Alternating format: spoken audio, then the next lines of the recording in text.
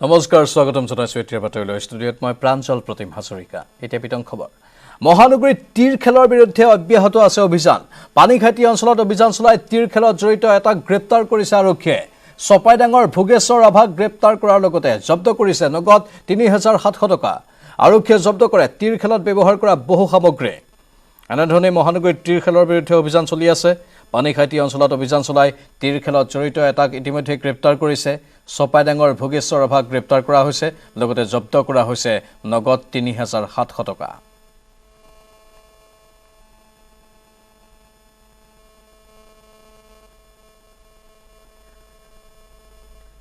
আনফালে অবৈধ সুপাৰীৰ বিৰুদ্ধেও অব্যাহত আছে অভিযান উত্তৰ গুৱাহাটীত জব্দ হৈছে প্ৰায় ২ কোটি টকা মূল্যৰ সুপাৰী জয়প্ৰকাশ শৰ্মা নামৰ সুপাৰী মাফিয়াটোৰ গোদামত অভিযান চলাই আৰক্ষীয়ে এই অভিযানত জব্দ হয় ৭৭ টন সুপাৰী ক্ৰাইম ব্ৰাঞ্চে সিল কৰি দিয়ে জয়প্ৰকাশ শৰ্মাৰ গোদামটো বিতৰ্কিত সুপাৰী মাফিয়া জয়প্ৰকাশ শৰ্মাক গ্ৰেপ্তাৰ কৰিব পৰা নাই আৰক্ষীয়ে এতিয়ালৈকে কিন্তু অভিযান তীব্ৰগতিত চলিল আৰু ইতিমধ্যে জব্দ কৰা হৈছে ২ কোটি মূল্যৰ সুপাৰী আৰু অভিযানত এই গোদামত সকলো ধৰণৰ যিখিনি নথিপত্ৰ লাভ কৰিছে সেইখিনিও জব্দ কৰা হৈছে ৭৭ টন সুপাৰী মুঠ জব্দ কৰা হৈছে ইতিমধ্যে সিল কৰি দিয়া হৈছে জয়প্ৰকাশ শৰ্মা নামৰ বেপাৰীগৰাকীৰ এই গোদামটো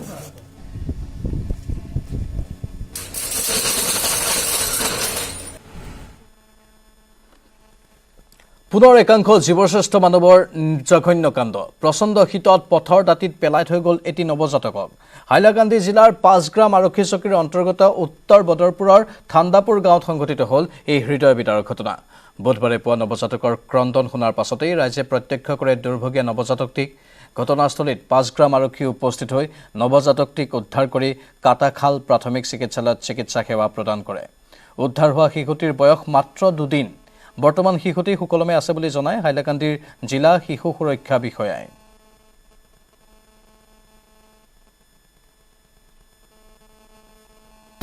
চাইল্ড লাইনৰ টিম আৰু আমাৰ ডিষ্ট্ৰিক্ট চাইল্ড প্ৰটেকশ্যন অফিচৰ টিম পঠাইছিলোঁ বাচ্চাটো ৰেস্কিউ কৰিবৰ কাৰণে তো বাচ্চাটো আমি তাৰ পৰা ৰেস্কিউ কৰি আনিলোঁ আনি পেলাই এতিয়া আমি CWC প্ৰডিউচ কৰিছোঁ এজ পাৰ CWC অৰ্ডাৰ আমি বাচ্চাটো প্লেচ কৰিম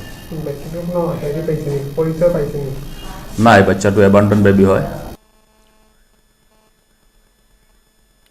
ঘোষণা হ'ল পৌৰসভা নিৰ্বাচনৰ দিন নিৰ্বাচনৰ তাৰিখ ঘোষণাৰ দিনাই চিপাঝাৰত নিৰ্বাচনী সভাত অংশ ল'লে আঙুলতা ডেকাই চিপাঝাৰত প্ৰথমবাৰৰ বাবে অনুষ্ঠিত হ'ব পৌৰসভাৰ নিৰ্বাচন পৌৰসভাখনৰ মুঠ 10টা ৱাৰ্ডত অনুষ্ঠিত হ'ব নিৰ্বাচন আটাইকেইটা সমষ্টিতে বিজেপিৰ ৰাজ্যিক সভানেত্ৰী আঙুলতা ডেকাই নিৰ্বাচনী সভাত অংশ লয় আঙুলতা ডেকাৰ সৈতে অংশ লয় চিপাঝাৰৰ বিধায়ক পৰমানন্দ ৰাজবংশী চতিয়া সমষ্টিৰ বিধায়ক পদ্ম হাজৰিকা মঙলদৈৰ প্ৰাক্তন বিধায়ক গুৰুজ্যোতি দাসসহ অন্যান্য বিষয়ববীয়াসকলে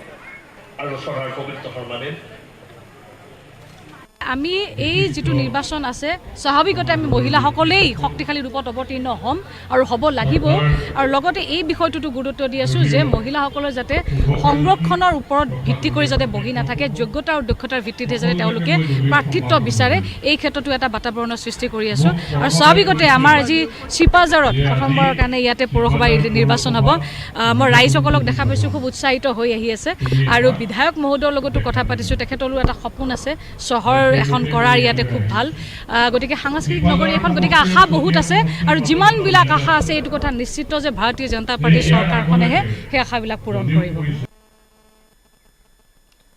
6 মাৰ্চত হ'ব পৌৰসভা নিৰ্বাচন আৰু 9 মাৰ্চত হ'ব নিৰ্বাচনৰ ভোটগণনা মনোনয়ন পত্ৰ উঠাই লোৱাৰ অন্তিম দিন হৈছে 20 ফেব্ৰুৱাৰী পৌৰ নিৰ্বাচনত প্ৰথমবাৰলৈ ইভিএমত হ'ব ভোটদান প্ৰক্ৰিয়া 4100টা ইভিএম ব্যৱহাৰ হ'ব 80খন পৌৰসভা নিৰ্বাচনত শিলচৰত অনুষ্ঠিত নহয় পৌৰসভা নিৰ্বাচন উচ্চ ন্যায়ালয়ত গোচৰ চলাৰ বাবে শিলচৰত এইবাৰ পৌৰসভা নিৰ্বাচন অনুষ্ঠিত নহয় আনফালে নিৰ্বাচনক লৈ ৰোড শ্ব' ৰেলী পতাত নিষেধাজ্ঞা আৰোপ কৰা হৈছে ঘৰে ঘৰে গৈহে প্ৰাৰ্থীয়ে চলাব পাৰিব প্ৰচাৰ আৰু প্ৰাৰ্থীৰ লগত সৰ্বাধিক 15জন সমৰ্থকহে যাব পাৰিব সৰ্বাধিক পোলিং ষ্টেচন থকা জিলা হৈছে ডিব্ৰুগড় 129টা পোলিং ষ্টেচন আছে ডিব্ৰুগড়ত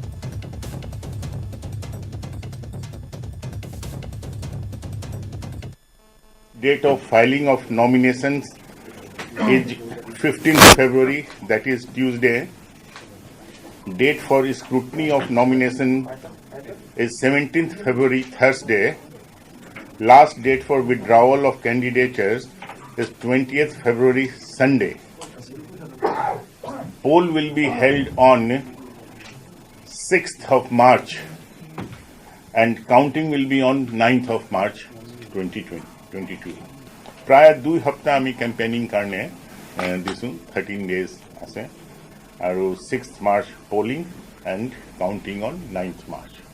You will be happy to know first thing that we are holding this election with very up-to-date electoral roll, that is electoral roll as on 1st January 2022 will be used. For the first time for municipal board elections in Assam, we are using EVMs in all the polling stations of all municipal boards in the state. Adequate numbers of EVMs have been made available and all the steps have been taken to ensure that polls are conducted smoothly with the help of these machines. Nagaon এনকাউণ্টাৰৰ ঘটনাৰ প্ৰতিবেদন দাখিল কৰা হৈছে। চৰকাৰক প্ৰতিবেদন দিলে অতিৰিক্ত মুখ্য সচিব পৱন কুমাৰ বৰঠাকুৰে। এই প্ৰতিবেদনৰ ভিত্তিত আৰক্ষী সঞ্চালক প্ৰধানলৈ নিৰ্দেশ দিয়া হৈছে। গুলীচালনাৰ ঘটনা সন্দৰ্ভত ব্যৱস্থা গ্ৰহণৰ নিৰ্দেশ দিয়া হৈছে। উপ পৰিদৰ্শক প্ৰদীপ বনিয়াক তাৎক্ষণিকভাৱে নিলম্বনৰ নিৰ্দেশ দিয়া হৈছে। নিৰ্দেশনা জাৰি কৰিলে গৃহ আৰু ৰাজনৈতিক বিভাগে। নগাঁৱৰ এণ্টি নাৰ্কটিক স্কোৱাডো ভংগৰ নিৰ্দেশনা দিয়া হৈছে।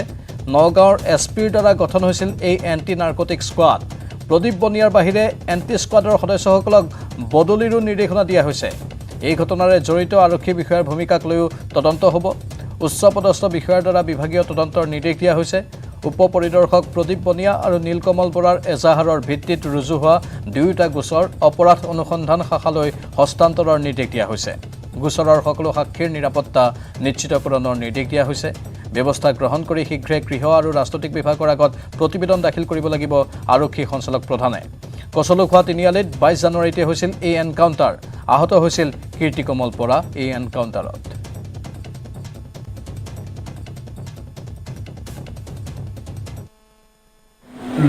মুখ্যমন্ত্ৰী ডক্টৰ হিমন্ত বিশ্ব শৰ্মা ডাঙৰীয়া আৰু অতিৰিক্ত সচিব পৱন কুমাৰ বৰঠাকুৰ ডাঙৰীয়াই যি এই তদন্ত চলাই পেলাই তৎকালীনভাৱে তদন্ত চলাই পেলাই যিটো প্ৰতিবেদন দাখিল কৰিলে হয় মই তাৰ বাবে সুখী। আৰু মই ভাবোঁ যে তেওঁলোকে যোনটো ভুল এনকাউণ্টাৰ হৈছিল মোৰ লগত তেওঁলোকে এইটো ভুল বুলি কৈছে আৰু লগতে মোক ন্যায় দিছে। কীৰ্তিকমল বৰাক যিদিনাখন নগাঁৱৰ পুলিচে আঁঠুৰ তলত গুলিয়াই পেলাই ড্ৰাগছ গাঁত খানি মদ খানি পেলাই চোৰাং বেপাৰী সজাবৰ কাৰণে ড্ৰাগছৰ বেপাৰী সজাবৰ কাৰণে ষড়যন্ত্ৰত লিপ্ত হ'ল, সেইদিনাখনেই নগাঁৱৰ হাজাৰ হাজাৰ সচেতন মানুহে সেইটো ভুৱা এনকাউণ্টাৰ বুলি অভিহিত কৰি থানাৰ সন্মুখত ধৰ্ণা দিছিলে। কিন্তু তেতিয়া অসম চৰকাৰ পুলিচৰ নৈতিক সাহস নহ'ল নিজৰ ভুলটো ভুল বুলি স্বীকাৰ কৰিবৰ কাৰণে। এতিয়া আমাৰ এগৰাকী এডিশ্যনেল চিফ ছেক্ৰেটাৰী পৱন বৰঠাকুৰ ডাঙৰীয়াই যিটো ৰিপৰ্ট দিছে সেই ৰিপৰ্টটো নগাঁৱৰ মানুহে সেইদিনাখন ৰাতিয়ে দিলে। নগাঁৱৰ সচেতন ৰাইজে হাজাৰ হাজাৰ মানুহে ছাত্ৰ সমাজে সেইদিনাখন দিলে। কিন্তু মই পৱন বৰঠাকুৰ ডাঙৰীয়াকো জানিব বিচাৰিম তেখেতৰ পৰাও যে বনিয়াই গুলিওৱাৰ কাৰণে তেখেতক ছাছপেণ্ড কৰিব বিচাৰিছে, ঠিক আছে, কিন্তু যিজন মানুহে এনকাউণ্টাৰ কৰিবৰ কাৰণে বাৰম্বাৰ পুলিচক ওচৰতে আছে, জুই জ্বলিছে জ্বলিবই বুলি শ্লোগান দি আছে, সেই মানুহজনৰ ক্ষেত্ৰতো আমাৰ পৱন বৰঠাকুৰ ডাঙৰীয়াৰ ৰিপৰ্টত একোতো উল্লেখ নাই।